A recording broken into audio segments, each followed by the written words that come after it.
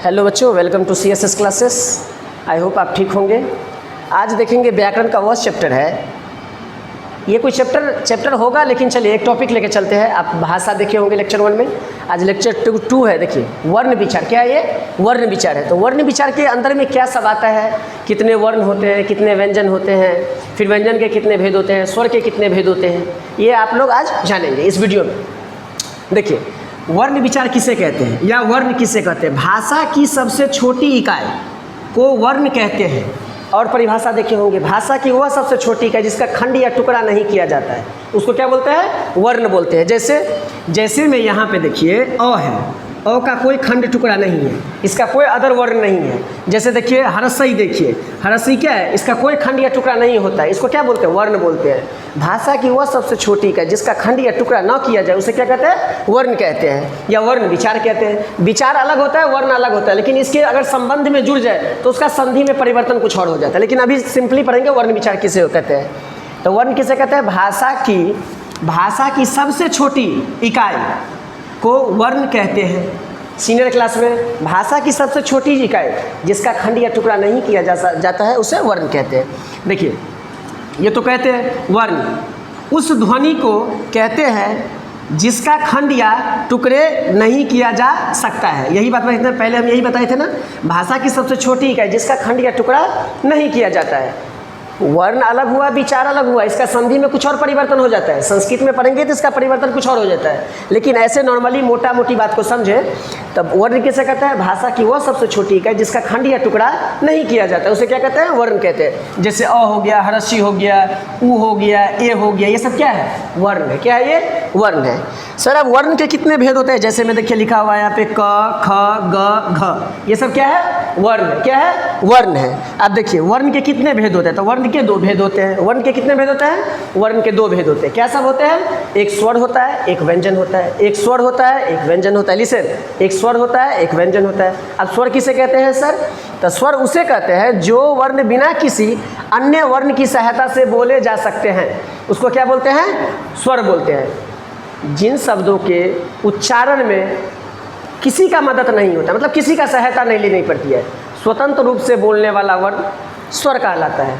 जिस वर्ण के उच्चारण करने में किसी अदर वर्ण या दूसरे वर्ण की सहायता न लिए जाए उसे क्या बोलते हैं? स्वर बोलते हैं। जैसे बोलेगा सर कितने होते हैं? तो देखिए संख्या में ये 11 होते हैं। संख्या में कितने होते हैं? 11 होते हैं। कैसे? अरे 11 होता है, कैसे होता है 11? वो भी देखेंगे।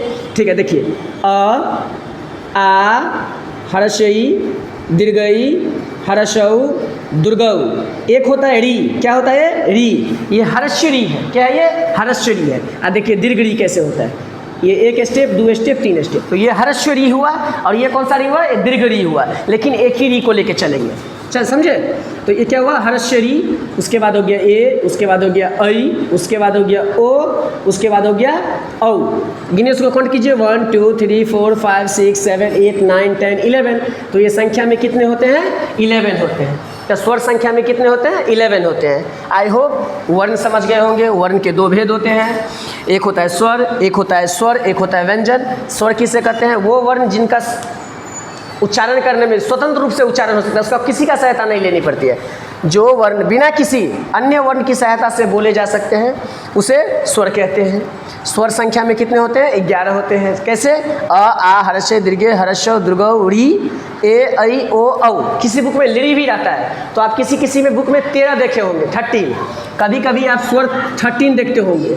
अब व्यंजन कितने होते हैं? 33 होते हैं। ये टोटल मिलके 52 हो जाते हैं। लेकिन यहाँ भी एक्सेप्शन है, यहाँ भी एक कंडीशन लगता है, जो कभी 13 कभी 11, कभी 13 कभी 11। इसका ये क्या लॉजिक है वो आपको लेक्चर 3 में मिल जाएगा। ये 13 कभी 13 होता है, कभी 11 होता है। ये कैसे होता है? ये एक हर्षरी है और एक दीर्घ री है और एक लिरी है। तो हर्षरी 11 हुआ, दीर्घ री 12 हुआ और एक लिरी होता है, वो 13 हो जाता है। तो संस्कृत में स्वर 13 होते हैं, समझे? और हिंदी में कितने होते हैं? 11 होते हैं। चलिए आप व्यंजन का परिभाषा देखिए। व्यंजन क्या है? जो वर्ण स्वरों की सहायता से बोले जाते हैं उसे व्यंजन कहते हैं। इसका मतलब क्या हुआ? इसका मतलब ये हुआ जो स्वतंत्र रूप से उच्चारित होता है उसे स्वर कहते हैं। और जो स्वर की सहायता से बोली जाती है उसे व्यंजन कहते हैं। व्यंजन का भी 4 भेद होता है, एक स्पर्श होता है, एक अंतस्थ होता है, एक उष्म होता है, एक संयुक्त व्यंजन होता है, एक अलिप्त होता है, समझे। लुप्त ये व्यंजन के कितने भेद होते हैं? व्यंजन के 4 भेद होते हैं। ये लुप्त ये हर्ष्य होता है, दीर्घ होता है और एक प्लुत होता है। तो ये तो स्वर का हो गया, हर्ष्य, दीर्घ और प्लुत। स्वर का 3 भेद, हर्ष्य, दीर्घ और प्लुत। हर्ष्य स्वर किसे कहते हैं? जिसमें कम से कम उच्चारण लगता है, जिसके उच्चारण करने में कम से कम समय लगता है, उसे हर्ष स्वर कहते हैं। स्वर के कितने भेद? स्वर के 3 भेद। कितने भेद? 3 भेद होते हैं। क्या सब? हर्ष स्वर, दीर्घ स्वर और प्लुत स्वर। तो जिसका कम से कम उच्चारण लगे तो वो क्या हो गया? हर्ष हो गया। तो हर्ष स्वर क्या होता है? अ, हर्ष ई, हर्ष उ, तो ये हर्ष स्वर हो गया। और दीर्घ स्वर क्या होता है? आ, दीर्घ ई, दीर्घ उ, ये क्या हो गया? दीर्घ स्वर हो गया। अब प्लुत स्वर, प्लुत स्वर में दीर्घ स्वर का तिगुना समय लगता है, मतलब हर्ष स्वर का तिगुना समय लगता है। कैसे? ओम, ये क्या हुआ? उसका तिगुना समय लग रहा है। अरे, ये क्या हुआ? मतलब हर्ष स्वर, दीर्घ स्वर से प्लुत स्वर में तिगुना समय लगता है। तो जिसमें कम से कम समय लगे हर्ष स्वर कहते हैं उच्चारण करने में। जिन वर्णों को उच्चारण करने में हर्ष स्वर से दुगुना समय लगे उसको दीर्घ स्वर कहते हैं, और हर्ष स्वर से उच्चारण करने में तिगुना समय लगे उसे प्लुत स्वर कहते हैं। समझ गए? अब व्यंजन के 4 भेद होते हैं, एक स्पर्श होते हैं, एक अंतस्थ होते हैं, एक उष्म होते हैं और एक अक्षिप्त होते हैं। और वर्णमाला कितने होते हैं? 52 होते हैं। वर्णमाला किसे कहते हैं? वर्णों को समूह को वर्णमाला कहते हैं। वर्णों के समूह को वर्णमाला कहते हैं। ये व्यंजन संख्या में कितने होते हैं?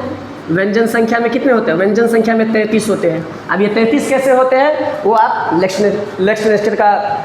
लेक्चर का वेट कीजिएगा, उसमें आपको 33 कैसे अभी शॉर्टकट बता देते हैं। एक कवर्ग होता है, चवर्ग होता है, टवर्ग होता है। कवर्ग क्या बोले? कवर्ग, क वर्ग, क मतलब क ख और वर्ग मतलब परिवार, मतलब क ख का पूरा परिवार। वर्ग मतलब क्या हुआ? परिवार, समूह। मतलब क ख में जितने भी आते होंगे, क ख ग घ र 5, च छ में 5 हो गया, ट ठ में हो गया, त थ में हो गया, प फ में, इधर 25 हो गया। कवर्ग, चवर्ग, टवर्ग, तवर्ग, पवर्ग, ये 25 हो गया। क मतलब क ख, च मतलब च छ, ट मतलब ट ठ, आई वर्ग मतलब उसका परिवार, मतलब जितने भी आते हैं क ख में वो। तो ये व्यंजन 33 होते हैं। एक एक करके समझ गए होंगे तो ठीक है, नहीं समझे होंगे लेक्चर नंबर 3, ये तो 2 बनेगा।